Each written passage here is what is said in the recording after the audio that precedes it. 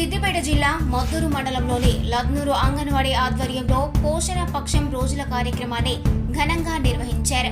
ఈ కార్యక్రమానికి ముఖ్య అతిథిగా హాజరైన సెక్టార్ సూపర్వైజర్ పుష్పలత, ప్రాథమిక ఆరోగ్య కేంద్రం డాక్టర్లు Sudheer Raju, Stuart son anganwadi teachers Mallarao, Elizabeth, Podugam Vijaya, Karre Jyothi ఆధ్వర్యంలో అవగాహన సదస్సు నిర్వహించారు.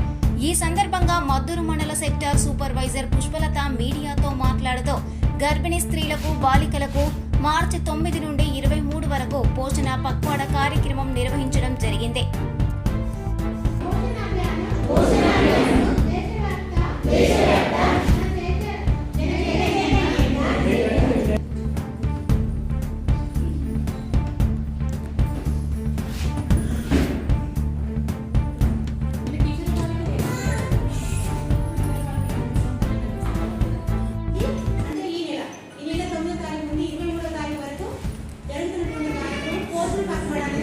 అందరికీ నమస్కారం అండి. లగ్నూరు నుండి చేసినటువంటి మన బెనిఫిషరీస్ అందరికీ, గర్భిణీ బాలికలకు అందరికీ కూడా మా యొక్క నమస్కారం మా డిపార్ట్మెంట్ నుంచి.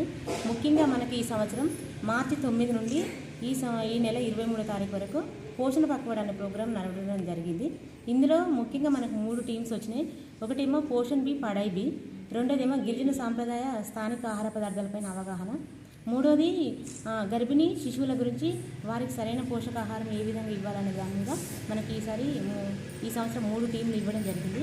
అయితే మనకు గర్భిణీ బాలింతలందరినీ మనం 2023 సంవత్సరాన్ని కూడా మిల్లెట్స్ సంవత్సరంగా గుర్తించడం జరిగింది. అదే అక్కడ నుంచి మళ్ళీ మిల్లెట్స్ అన్నింటినీ కూడా మనము రోజువారీగా మన ఆహారంలో ఒక భాగంగా చేసుకోవాలని ఇక్కడున్న గ్రామంలో ఉన్నటువంటి బెనిఫిషరీస్ అందరికీ, గర్భిణీలకు, బాలింతలకు ప్రతిరోజు వాటిని వాడుకునే విధంగా అవగాహన కల్పించడం జరిగింది. అట్లనే మనకు 1000 డేస్ చాలా ఇంపార్టెంట్ అయిన డేస్.